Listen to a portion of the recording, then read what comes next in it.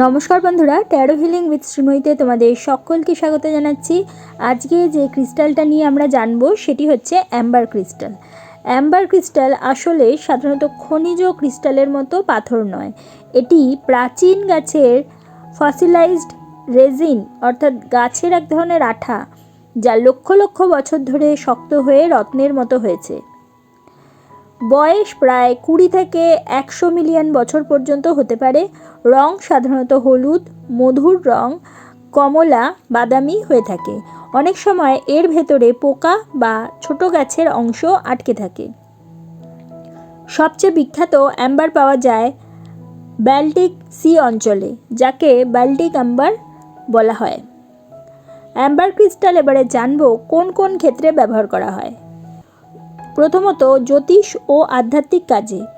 অনেক জ্যোতিষী ও হিলার প্র্যাকটিসে অ্যাম্বার ক্রিস্টাল ব্যবহার করে থাকেন।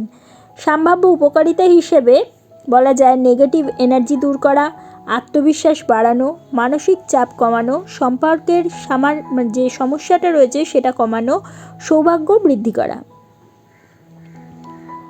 কিছু কিছু অ্যাস্ট্রোলজারের মতে এটি সূর্য ও জীবনী শক্তির সাথে সম্পর্কিত। দ্বিতীয়ত, হিলিং ও বিকল্প যে চিকিৎসা তাতে ব্যবহার করা হয়। যেমন ধরো স্ট্রেস কমাতে, ইমোশনাল হিলিং করতে, মেডিটেশনের জন্য, শিশুদের টিথিং যে নেকল্যাক অর্থাৎ কিছু সংস্কৃতিতে এটি রয়েছে। অনেকে মনে করেন এটি শরীরের শক্তি ব্যালেন্স করতে সাহায্য করে থাকে।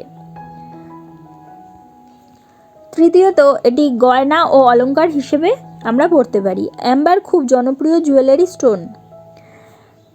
কী কী ক্ষেত্রে ব্যবহার করতে পারি আমরা? নেকলেস হিসেবে, রিং হিসেবে, ব্রেসলেট হিসেবে, পেন্ডেন্ট হিসেবে, মালা হিসেবে, কারণ এটি ভীষণ হালকা, উষ্ণ রঙের এবং দেখতে খুব সুন্দর হয়ে থাকে। 4 নম্বর, ঐতিহাসিক ও সংগ্রহযোগ্য বস্তু হিসেবে, অর্থাৎ অ্যাম্বার অনেক সময় ফসিল সংরক্ষণ করে রাখে। বিজ্ঞানীরা এর ভেতরে আটকে থাকা পোকামাকড় দেখে প্রাচীন পৃথিবী সম্পর্কে ধারণা পান। এই কারণেই অ্যাম্বার খুব গুরুত্বপূর্ণ গবেষণার ক্ষেত্রেও। তাহলে সংক্ষেপে আমরা বলতে পারি যে অ্যাম্বার সাধারণত জ্যোতিষ ও আধ্যাত্মিক কাজে, হিলিং ও মেডিটেশনে, গয়নার ক্ষেত্রে এবং বৈজ্ঞানিক গবেষণার ক্ষেত্রে আমরা অবশ্যই ব্যবহার করে থাকি।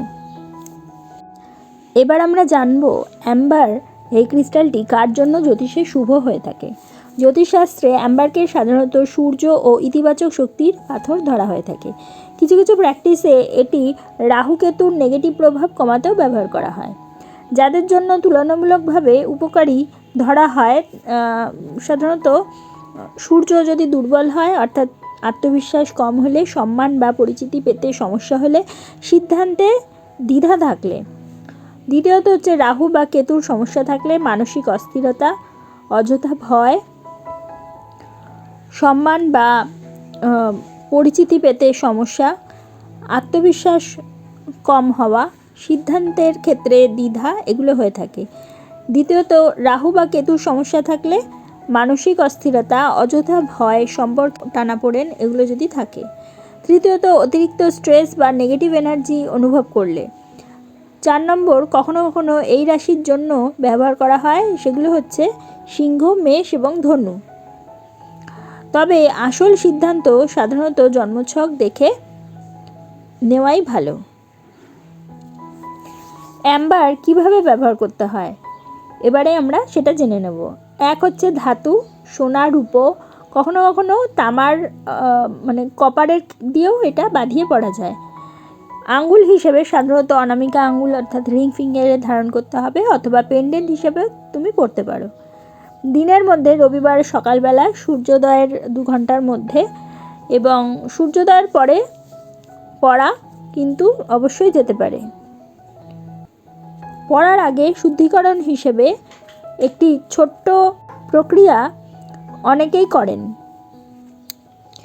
1 নম্বর, কাচের বাটিতে গঙ্গা জল বা পরিষ্কার জল নিতে পারো, অথবা কাঁচা দুধে রাখতে পারো। 10 থেকে 20 মিনিট রেখে দিয়ে তারপরে সূর্যকে প্রণাম করে পরে নিতে পারো। অনেকে সূর্যের মন্ত্র জপ করে থাকেন, সেটি হলো ওং হ্রিণী সূর্যায় নমঃ। তাহলে বন্ধুরা, আজকে তোমরা জানলে যে অ্যাম্বার ক্রিস্টালটি কী এবং এটি কোন কোন ক্ষেত্রে আমরা ব্যবহার করতে পারি।